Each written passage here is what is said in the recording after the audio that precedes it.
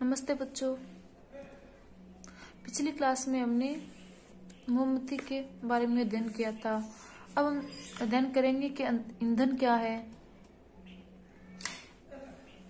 याद करिए कि घरेलू और औद्योगिक उपयोगों से संबंधित ऊष्मा ऊर्जा के प्रमुख स्रोत जैसे लकड़ी है, काष्ठ या फिर कोयला है, पेट्रोल है, मिट्टी का तेल आदि हैं। ये पदार्थ ईंधन कहलाते हैं। ये पदार्थ वो ईंधन कहलाते हैं। ईंधन वो अच्छा ईंधन वह है जो सहज उपलब्ध हो जाता है और यह सस्ता भी होता है, यानी जो हमें सरलता से प्राप्त हो जाता है और जो सस्ता होता है वह सबसे अच्छा ईंधन है और वायु में सामान्य दर से सुगमता से जलता है। यह अधिक मात्रा में ऊष्मा उत्पन्न करता है और यह जलने के उपरांत कोई अवांछनीय पदार्थ भी नहीं छोड़ता है, यानी सबसे अच्छा ईंधन वही है जो जलने के उपरांत है वो कोई पदार्थ नहीं छोड़ता। संभवतः ऐसा कोई भी ईंधन नहीं है जिसे एक आदर्श ईंधन माना जा सके, यानी ऐसा कोई भी ईंधन नहीं है जिसे आदर्श ईंधन माना जा सके। हमें ऐसा ईंधन ढूंढना चाहिए जो किसी विशिष्ट उपयोग की अधिकांश आवश्यकताएं पूरी करता हो, यानी हमें ऐसा ईंधन ढूंढना है जो एक आदर्श ईंधन हो। ईंधन के मूल्यों में भिन्नताएं होती हैं। कुछ ईंधन अन्य ईंधनों की अपेक्षा बहुत अधिक सस्ते होते हैं। जिन ईंधनों से परिचित हैं उनकी सूची बनाइए और सारणी 6.3 में की भांति उन्हें ठोस, द्रव्य और गैस ईंधनों में वर्गीकृत कीजिए। आपको नीचे एक सारणी दे के उसमें आपको है वो ठोस, द्रव्य और गैस ईंधन के बारे में आपको लिखना है। अब देखो ईंधन की दक्षता। यदि आपसे कहा जाए कि गोबर के उपले, कोयला और एलपीजी को जलाकर पानी की एक निश्चित मात्रा को उबालें तो आप कौन से ईंधन को चुनेंगे? इसका कारण भी आपको बताना है। आप अपने माता पिता की मदद ले सकते हैं। क्या ये ईंधन बराबर मात्रा में ऊष्मा उत्पन्न करते हैं? किसी ईंधन के 1 किलोग्राम के पूर्ण दहन से प्राप्त ऊर्जा की मात्रा है वो उसका ऊष्मायमान कहलाती है। यानी किसी भी ईंधन के 1 किलोग्राम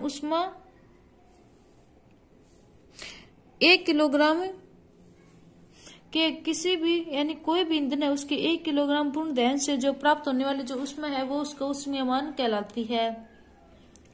ईंधन के ऊष्मायमान को किलोजूल प्रति किलोग्राम मात्रक द्वारा प्रदर्शित किया जाता है, यानी किलोजूल प्रति किलोग्राम मात्रक है वो ईंधन का ऊष्मायमान कहलाता है।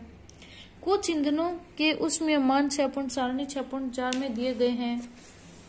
जैसे देखो ये आपको इनके ऊष्मायमान है वो सभी के, जैसे गोबर के उपले, लकड़ी, कोयला, पेट्रोल, मिट्टी का तेल, डीजल, मीथेन, सीएनजी, एलपीजी, जैव ईंधन, हाइड्रोजन, सभी के वो आपको ऊष्मायमान इस सारणी में दे रखे हैं। इसके आगे देखो ईंधन के दहन के हानिकारक उत्पाद प्राप्त होते हैं। ईंधन के दहन से वो हमें अनेक प्रकार के हानिकारक उत्पाद प्राप्ति होते हैं। ईंधन का बढ़ता हुआ उपयोग पर्यावरण पर हानिकारक प्रभाव डालता है और ईंधन का जो बढ़ता हुआ उपभोग है वो पर्यावरण पर हानिकारक प्रभाव डालता है। 1 नंबर देखो, जैसे लकड़ी, कोयले और पेट्रोल जैसे कार्बन ईंधन बिना जले कार्बन कण छोड़ते हैं और ये सूक्ष्म कण खतरनाक प्रदूषक होते हैं जो दमा और श्वास रोग उत्पन्न करते हैं। और ये जो सूक्ष्म रोग है वो जो कण है वो दमा और श्वास जैसी बीमारियों को पैदा करते हैं। बस देखो नीचे सदियों से लकड़ियों का उपयोग घरेलू तथा औद्योगिक ईंधन के रूप में हो रहा था, परंतु अब इसका स्थान कोयले और एलपीजी जैसे ईंधनों ने ले लिया है। अभी भी हमारे देश में बहुत से ग्रामीण क्षेत्रों में ईंधन के रूप में लकड़ी का उपयोग हो रहा है। यानी अब भी ऐसे कई ग्रामीण क्षेत्र है वहां पे जहां ईंधन के रूप में लकड़ी का उपयोग हो रहा है, क्योंकि यह आसानी से उपलब्ध और सस्ती है। परंतु लकड़ी के जलाने से बहुत मात्रा में धुआं उत्पन्न होता है जो मनुष्यों के लिए हानिकारक है और श्वसन कष्ट उत्पन्न करता है और श्वास जैसी बीमारियां होती है। साथ ही वृक्ष हमें बहुत सी उपयोगी वस्तुएं उपलब्ध करवाते हैं और साथ ही वृक्ष हमें बहुत अधिक मात्रा में वस्तुएं उपलब्ध करवाते हैं जो ईंधन के रूप में लकड़ी का उपयोग करने पर हमें प्राप्त नहीं हो पाती, और यदि हम वृक्षों को काटेंगे तो वो वस्तुएं हमें प्राप्त नहीं होंगी।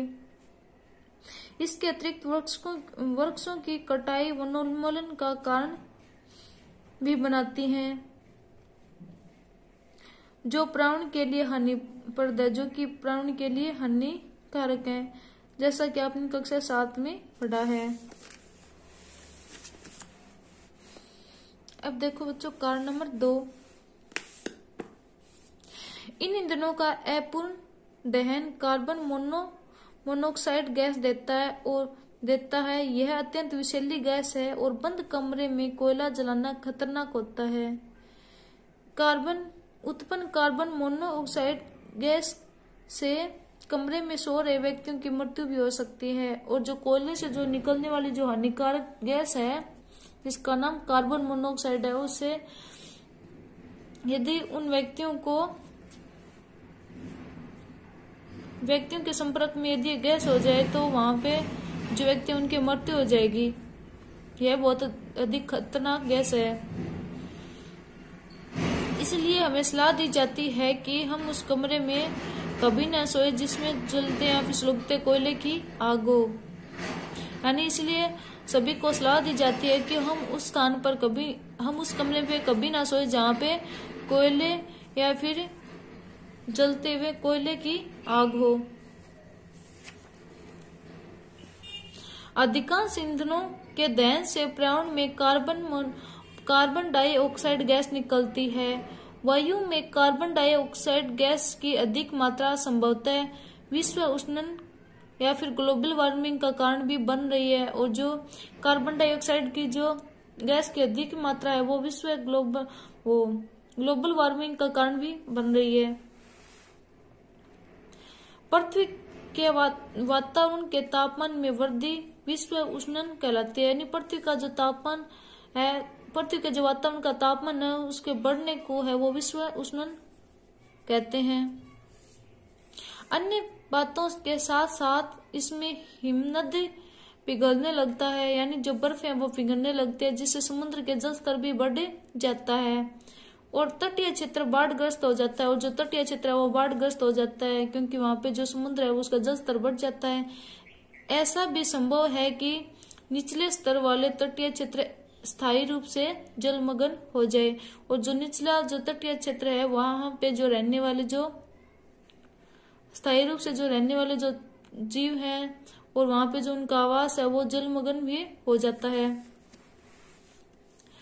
3 नंबर देखो, कोयले और डीजल के दहन से सल्फर डाइऑक्साइड गैस निकलती है और यह अत्यंत दमघोटू और संक्षारक गैस है। इसके अतिरिक्त पेट्रोल इंजन नाइट्रोजन के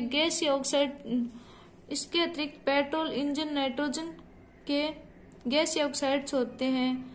सल्फर और नाइट्रोजन के ऑक्साइड वर्षा जल में घुल जाते हैं और अम्ल बनाते हैं, और ऐसी वर्षा वो अम्लीय वर्षा कहलाती है। फसलों, भवनों और मृदा के लिए बहुत हानिकारक होती है। इसके विषय में आप कक्षा 7 में पहले ही पढ़ चुके हैं। मोटर वाहनों में ईंधन के रूप में डीजल और पेट्रोल का स्थान अब सीएनजी संपीड़ित प्राकृतिक गैस ले रही है, क्योंकि सीएनजी सल्फर और नाइट्रोजन के ऑक्साइड का उत्पादन अल्प मात्रा में करती है। सीएनजी एक अच्छा ईंधन भी है और CNG है वो एक अच्छा ईंधन भी है। तो देखो बच्चों, इस क्लास में हमने ईंधन की दक्षता के बारे में पढ़ लिया और अब आपका ये पार्ट भी पूरा हो चुका है। इसके आगे अगला पार्ट हम अगली क्लास में स्टार्ट करेंगे। तो आज के लिए इतना ही, धन्यवाद।